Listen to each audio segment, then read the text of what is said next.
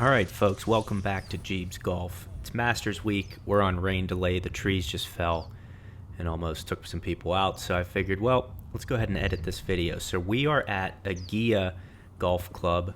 Oh, let's see the ball. We're playing one of those tailor-made balls with the slushies. I think that was a limited edition from one of the tournaments in Hawaii.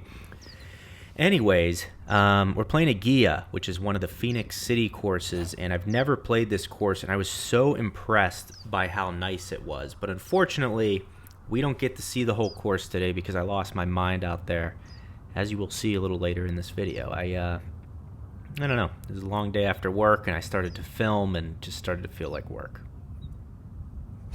Nice, slow, deliberate takeaway, a little weak cut out there, but that's okay. I normally don't hit it straight, so we recover on this channel.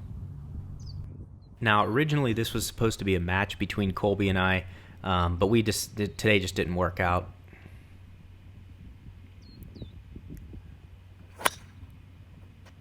Excellent balance there by Colby, but eventually we'll play a match. I'm currently a 2.8. He's a 13 or 14 handicap, and we'll do that with shot tracer and everything.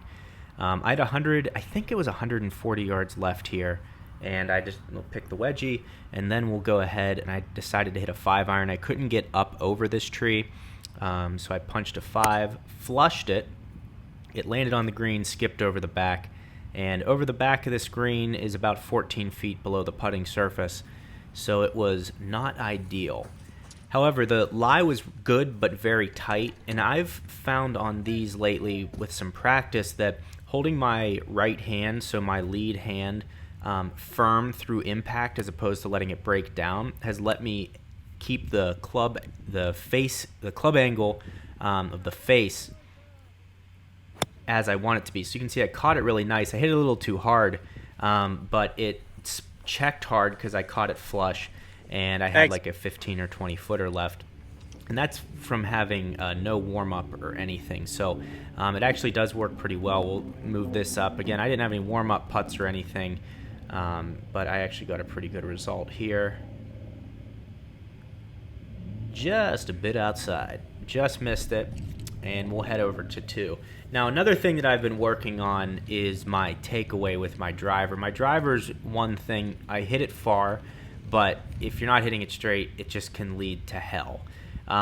So I've been working on a nice, slow, deliberate takeaway. Kind of think about Cam Young or Hideki, how they just slow and deliberate, and that has really helped me. And I just smashed this driver here.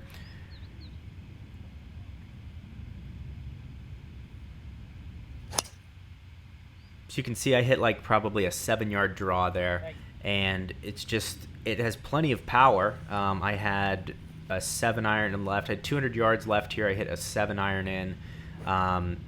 And some of the yardages kind of sound ridiculous, but it's in Phoenix. The ball goes about a half club further here, I've noticed. But again, slow, deliberate takeaway. Little more aggressive there. I just kind of hit this one straight. I'd planned on turning it over, a little bit of a draw.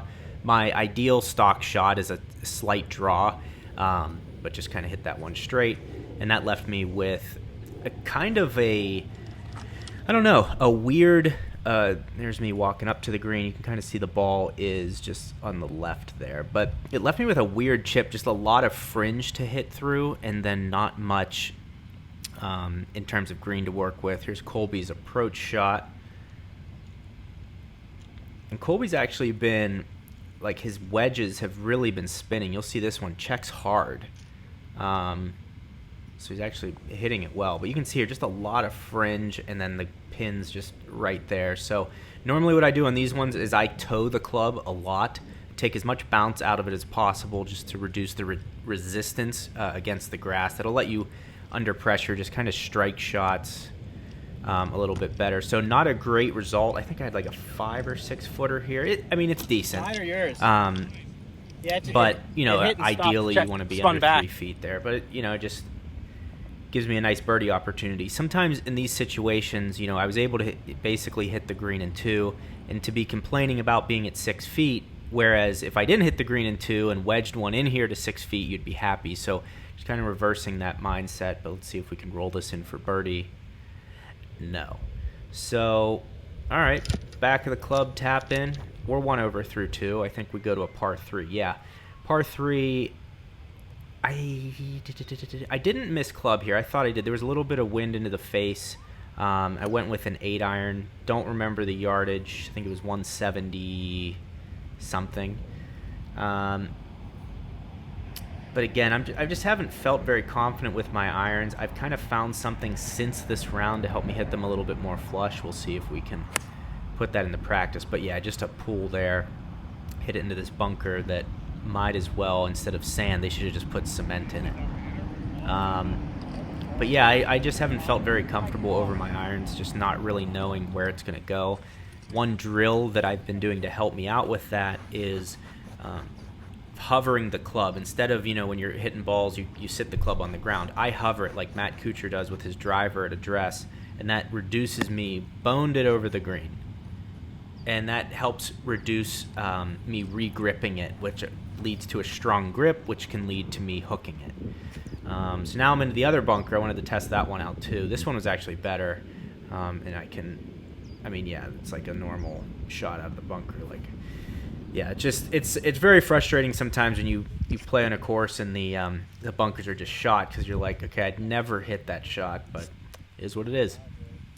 All right, yeah, so like I said, I planned on covering this entire round, but I got out on the course. It was a Friday afternoon, and I started to film again and record, and it just felt like work. If you guys are here from my main YouTube channel, I just felt like I'd been filming and editing and doing things all week, and then I was filming again in something that's supposed to be leisurely, and I just had to stop. I mean, I wasn't playing well.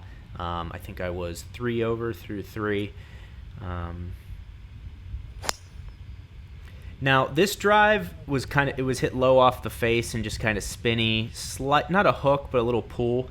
But when I take the driver back like that, like nice and deliberate, my misses are just so much less volatile. I can score from these positions as opposed to the big left or right or whatever. So I don't know. That was kind of nice. But anyways, if you guys want to see which putter is best for amateur golfers, go ahead and click this video that's right on your screen. I think that'll be really helpful to you, and it's been a great putter.